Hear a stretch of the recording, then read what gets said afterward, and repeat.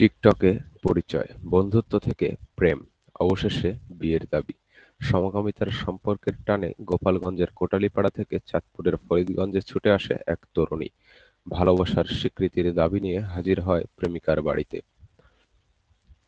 ঘটনার কেন্দ্রবিন্দুতে থাকা এক তরুণী হিন্দু, নাম আরোহী, বাড়ি গোপালগঞ্জের কোটালীপাড়ায়। অপর তরুণীর নাম ঋতু, সে ধর্মে মুসলিম, থাকেন চাঁদপুরের ফরিদগঞ্জ উপজেলার শকদিরামপুর তালুকদার বাড়িতে। বর্তমানে আরোহী ঋতুর বাড়িতেই অবস্থান করছেন।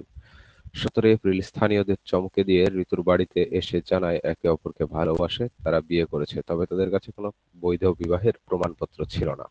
তারা জানায় চলতি বছরের জানুয়ারিতে টিকটকের মাধ্যমে তাদের পরিচয় হয়। এরপর ধীরে ধীরে গাঢ় হয় সম্পর্ক। এরপর সম্প্রতি নিজেদের মধ্যে বিবাহ সম্পন্ন করে বলে দাবি করে। আরোহী বলেন, আমরা আবেগে নয়, মন থেকেই ভালোবেসেছি। এদিকে ফরিদগঞ্জ থানার ভারপ্রাপ্ত কর্মকর্তা মোহাম্মদ শাহ আলম জানান, আরোহী নিখোঁজ ছিলেন। উল্লেখ করে তার পরিবার একটি সাধারণ ডায়েরি করেছিলেন। সেই ভিত্তিক তাকে ফরিদগঞ্জ থেকে উদ্ধার করে থানায় আনা হয়েছে। আইন অনুযায়ী সমলিঙ্গের বিয়ে বাংলাদেশের স্বীকৃতি নয়, তাই আইনগত দিক থেকেও ঘটনাটি এখনো তদন্তাধীন। তবে কিশোরীর এই ঘটনা এলাকায় ব্যাপক আলোচনা এবং সামাজিক প্রতিক্রিয়ার জন্ম দিয়েছে।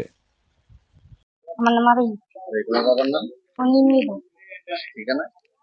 ঠিকানা হচ্ছে গোপালগঞ্জ।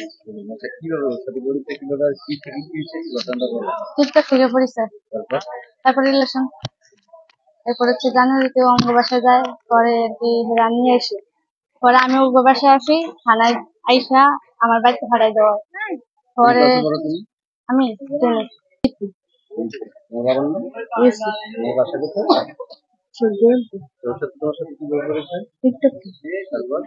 তারপরে ফেসবুকে এসে রিলেশন করছি, তুমি কি বিয়ে করছো দুজন? মৌখিক ভাবে করছি।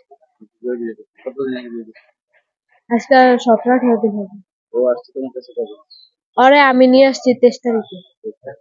মাধ্যমে হচ্ছে বিয়ে তোমাদের, না এমনি মৌখিক ভাবে? এমনি মৌখিক। মৌখিক। এসএমএস অনেকবার আছে। এটা কি তোমরা কি আবেগে করছো না আসলে মনের থেকে করছো? আসলে মনের থেকেই করছি, আবেগে করলে তো আর ওর কাছে আবারও ছুটতে যাই না 4 মাস পরে, বুঝলেন না?